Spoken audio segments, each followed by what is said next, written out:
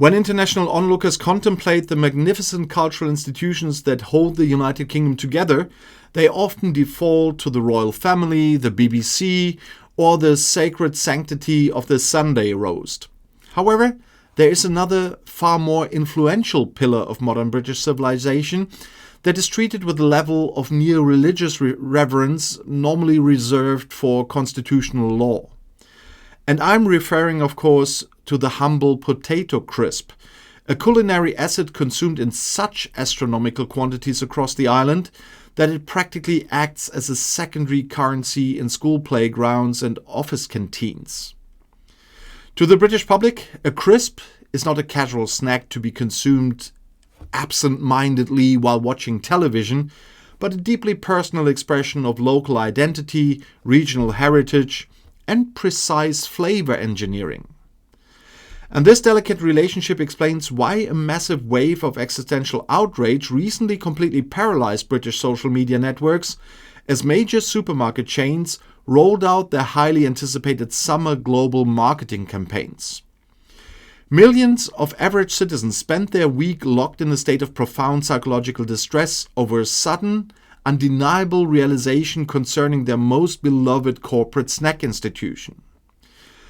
As global packaging designs were introduced to celebrate the summer of international sporting events, the public was forced to confront the historic reality that Walker's Crisps is labeled as Lay's everywhere else on planet Earth. For decades, the population of the United Kingdom has operated under the blissful, entirely insular assumption that their local crisp manufacturer was a completely unique, fiercely independent crown jewel of domestic manufacturing. To discover that their sacred national treasure is merely a localized regional variation of the enormous American corporate conglomerate was processed by the collective psyche as an act of supreme cultural betrayal. The digital landscape quickly erupted into thousands of fiery, highly defensive internet forums dedicated entirely to protecting the historic honor and architectural layout of the classic British crisp packet.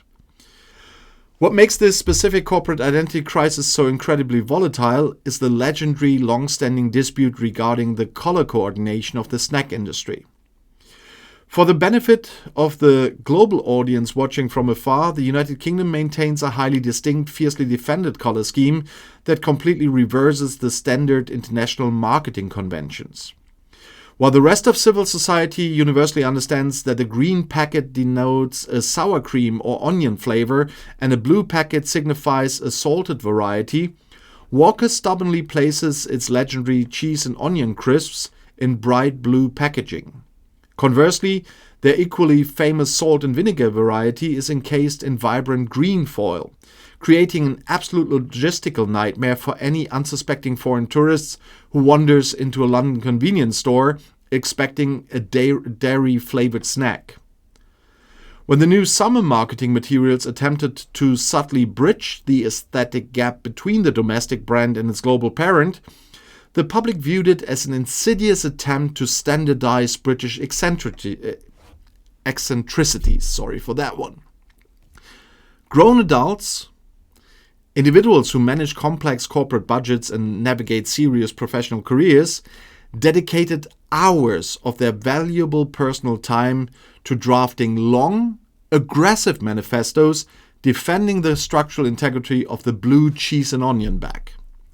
They fiercely asserted that changing the name or altering the color hierarchy was a direct existential assault on the very concept of British heritage, ranking just below a mandatory abolition of the monarchy.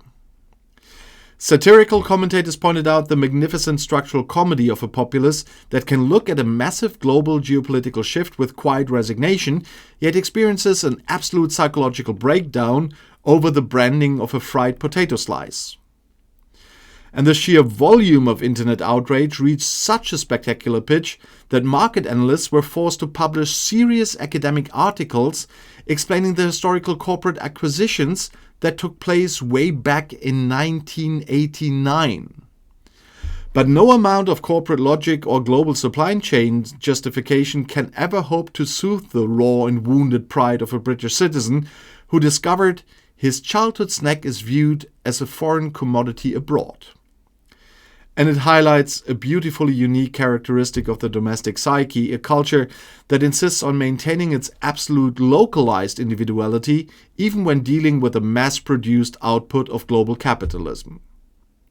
And until the global manufacturing executives finally accept that the United Kingdom will never surrender its local branding heritage, the fortified defensive walls of their supermarket crisp aisles will remain completely unyielding. I hope you liked it. Until the next round.